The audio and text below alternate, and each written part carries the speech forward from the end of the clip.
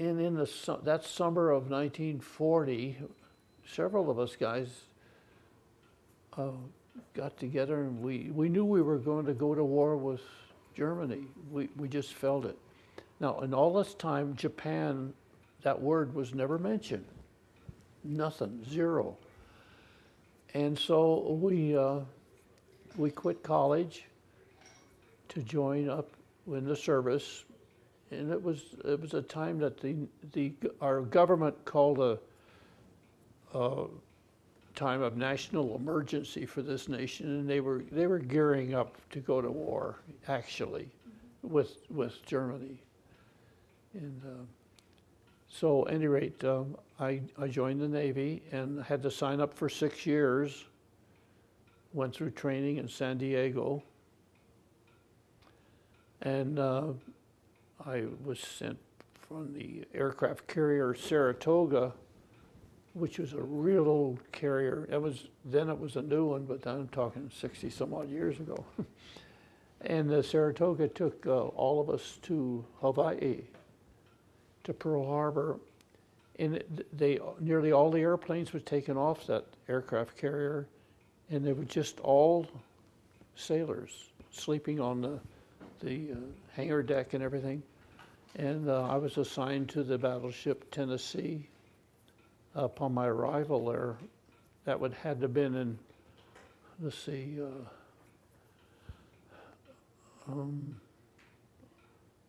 August, September, probably about the 1st of October of 1940. So then I stayed on the ship there, and it was a routine thing. The Navy would leave Pearl Harbor and go out and practice shooting, and come back in and get more ammunition and food and stuff, and go back out for another week. And the old timers, they all told us they had never seen the Navy go through so much training maneuvers. Now, mind you, during all this time, again, Japan was never mentioned one word. We weren't hiding it or nothing. It just, Japan wasn't there, you know. It's just Hitler. Because when I was at Davis at college, I had a job working in a nursery at nighttime to make a couple dollars. And one of the fellows had a little tiny old radio, and radios were not out very popular then. They had crystal sets and so forth. But it really amazed me in those times when Hitler was doing all of his talking and gaining momentum. He would tune in on the station to pick up at nighttime Germany, and we would just listen literally by the hour to Hitler talk. And none of us could understand a word he said. But what he was saying was hypnotic, just the way it's hard for me to explain to you now, but I could understand why the Germans were swayed so much by him. He had a tremendous, when you listen to him actually live, you know. The charisma. Yeah. So at any rate, before the war started, like I say, I was assigned to the Tennessee, anti-aircraft director operator, and they assigned me temporarily to the battleship West Virginia, and we went out, and all I did was shoot those anti-aircraft guns on the West Virginia. It was a practice for anti-aircraft operations. Came back into Pearl, back onto the Tennessee. A week later, they sent me out on the old battleship. What was the name of it? It was no more a battleship, sort of a training ship. Any rate, and I went out on it, same thing for about a week and a half. Did nothing but shoot day and night.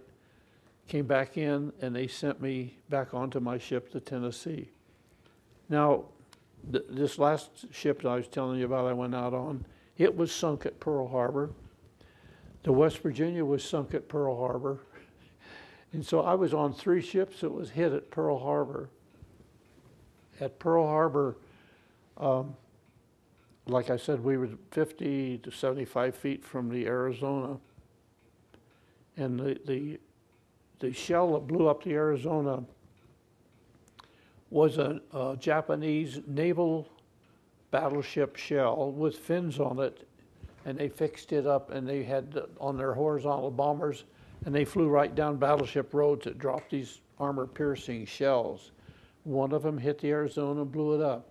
Now, on my battleship, we got 2 of the same type of shells, but we were lucky. One of them hit right about up in there, and it blew me out of my director up there, and I broke my foot and leg and so forth. And then when it blew up on top of there, it was 14 inches of pure steel armor plate that it hit on top, and that shrapnel went onto the West Virginia next to us, tied up next to us, and killed the captain on their ship. It killed him. Then the other one, same type shell we had. Of course, this was all different that morning. This has been all redone. The shell came down through here and then hit on top of main battery turret 3 back here, and it penetrated the 14 inches of armor in our main battery turret 3, but it didn't blow up. It just burned, and it killed, I think, 22 of my shipmates there and then. So we received, and then we were on fire, from one end to the other, and we were fighting fires. You can see on this one picture here, where our water, this is off of my ship, all the oil from the Arizona coming there, and it was so hot that our steel plates buckled on my battleship. But we had to fight a lot of fires on there. And so I survived December 7th at Pearl. And when we finally patched this up enough to get, there was 3 of our battleships we got out, but we couldn't operate because we had been burned and hit with bombs. And my ship went on into Bremerton Navy Yard up in Seattle. And they patched us up. And then we got underway and we went up into the Aleutian Islands. And we bombarded the Japs up there in the Aleutians, up off of Siberia. It was cold. It was so much fog, for your information. And the fog froze on the battleship, was completely sheathed in ice. And we had the whole crew out with chipping the ice. And I'm a native Californian. I was born in San Diego and raised in California and retired from there. And I've been out here 13 years now. And a few years ago here, the temperature got down to 35, 36 below zero. And I tell the locals that was warm compared to some of my time up there in the Aleutians. It was bad. At any rate, from the Aleutians, we went back into Bremerton and got some more patchwork done on us. And we went back down into the South Pacific. And our first major bombardment was at Tarawa.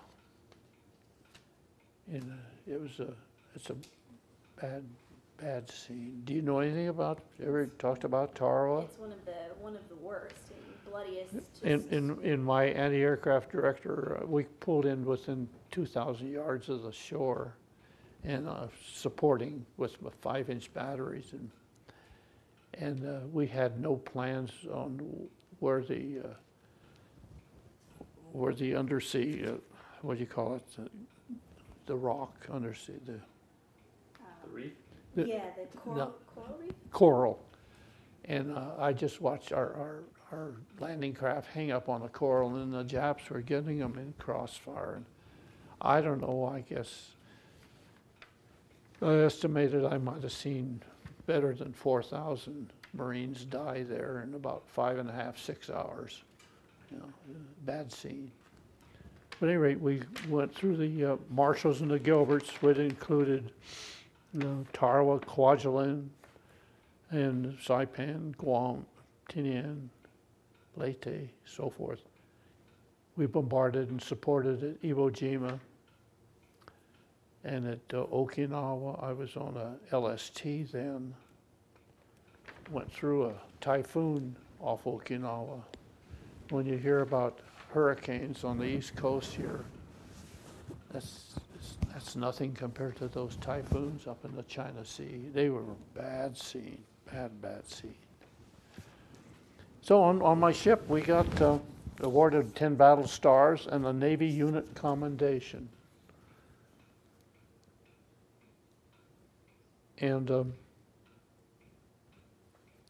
I finished out, I was discharged in San Pedro, California in August the 20th of 1946.